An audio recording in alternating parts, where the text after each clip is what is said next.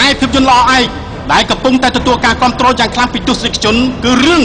សង្សារខ្មោចបានមកដល់ខេត្តបន្ទាយមានជ័យមុននឹងបញ្ចាំងខ្សែភាពយន្តដែលមានការចូលរួមជាងផ្ទាល់ពីលោកនីកូនិងកញ្ញាសុកពិសី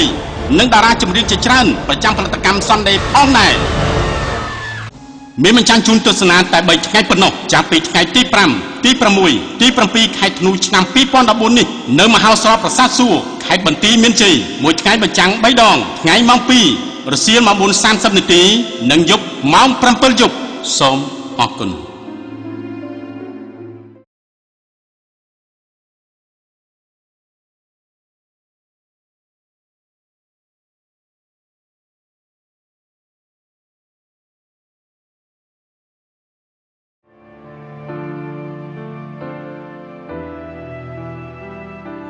ក្មេងឆ្លើមចាច្រឡាញ់បងអត់ច្រឡាញ់ប៉ុណ្ណាច្រឡាញ់ពេញបេះដូងនេះជឿណាថាໄວលើបងឯងត្រូវចាំថាបងឯងគឺជាមនុស្សតែម្នាក់គត់ដែលនៅក្នុងបេះដូងអូននេះដឹងអត់បងមានកដោជូនអូនកដោអីជានុយប្រចាំចិត្តអូនចាំបងមានលុយបងនឹងទិញអាធំជាងណាចាអរគុណ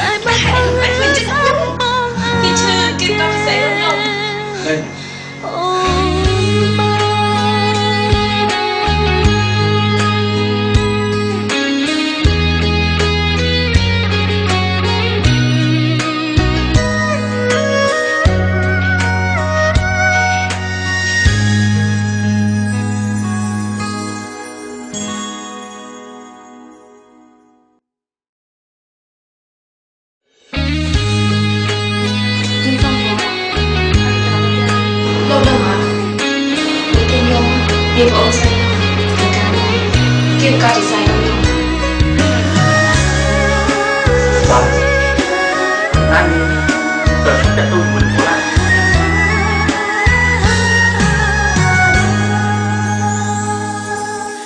អូនដូចក្របសាច់រ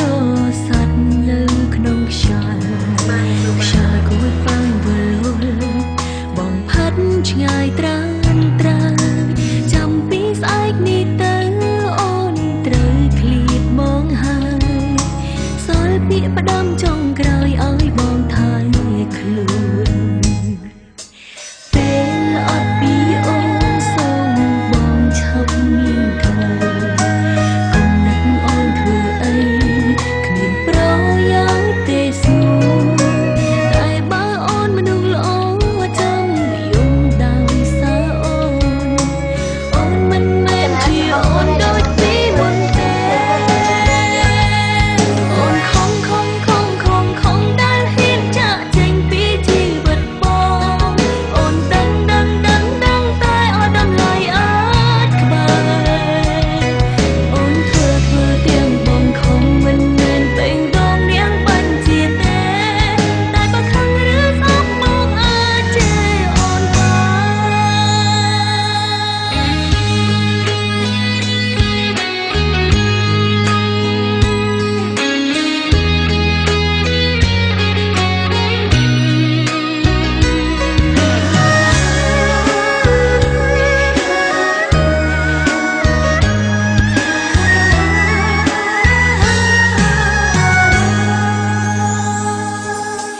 ពេលអត់ពីអូនសូមបងឈប់មានក្តី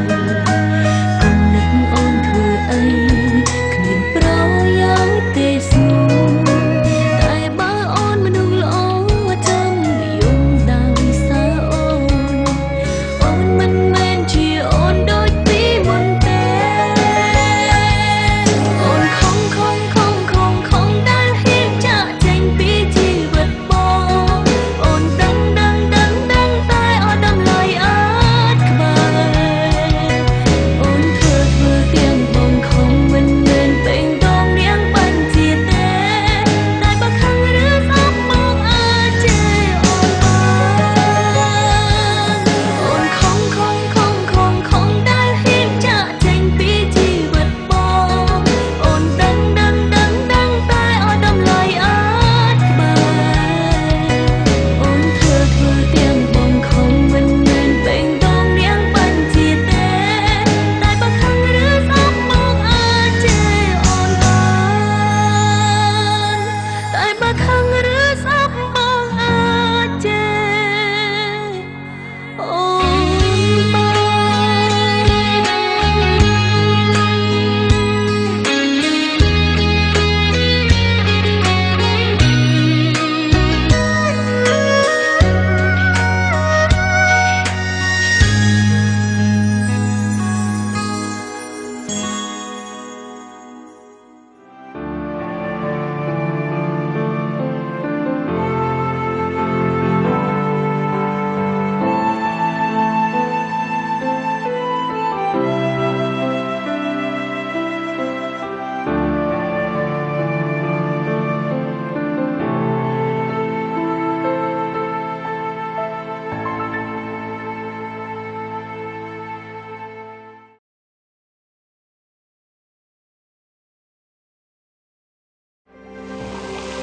ស្រាបៀរកម្ពុជាស្រាបៀរជាតិមោទនភាពជាតិ